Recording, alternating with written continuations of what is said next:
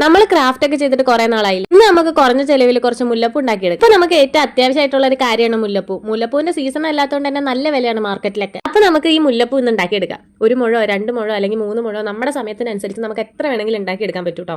അതും കുറഞ്ഞ ചെലവിലാണ്. Tissue paper മാത്രം മതി.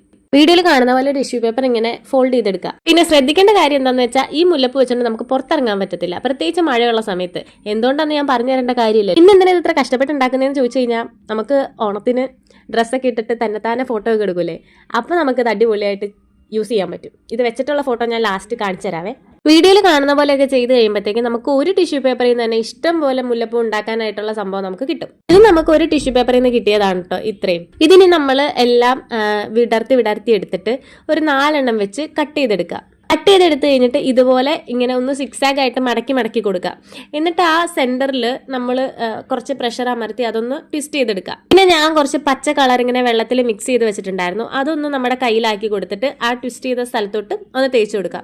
തേച്ച് കഴിയുമ്പോഴത്തേക്കും നമുക്ക് അത്യാവശ്യം കുഴപ്പമില്ലാത്തൊരു പൂവ് കിട്ടും. ഇതുപോലെ കുറേ ചെയ്തെടുക്കുക. ഇത് ഒരുപാട് ചെയ്തെടുത്ത് കഴിയുമ്പോഴത്തേക്ക് ഇതിങ്ങനെ കിടക്കണ കാണാനായിട്ട് നല്ല ഭംഗിയാണ്. ഞാനിപ്പോൾ ഇത്ര ഉണ്ടാക്കിയത് ഒരു 4 ടിഷ്യൂ പേപ്പർ വെച്ചിട്ടാണ്. പിന്നെയാണ് കെട്ടുന്ന പരിപാടി. ഇതെനിക്ക് അറിയാൻ പാടില്ല. ഞാൻ കുറേയൊക്കെ വീഡിയോയുടെ മുന്നിൽ വെച്ചാണ് കെട്ടിയത്.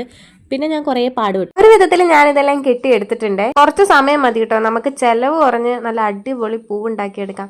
റിസൾട്ട് ഇതാണ് കേട്ടോ. എനിക്കാണെങ്കിൽ ബണ്ണ് ഭയങ്കരമായിട്ട് ഇഷ്ടപ്പെട്ടു. അപ്പൊ നിങ്ങൾക്ക് ഏതാ ഇഷ്ടപ്പെട്ടതെന്ന് കമന്റ് ചെയ്യണേ. സപ്പോർട്ട് ചെയ്യാൻ മറക്കല്ലേ.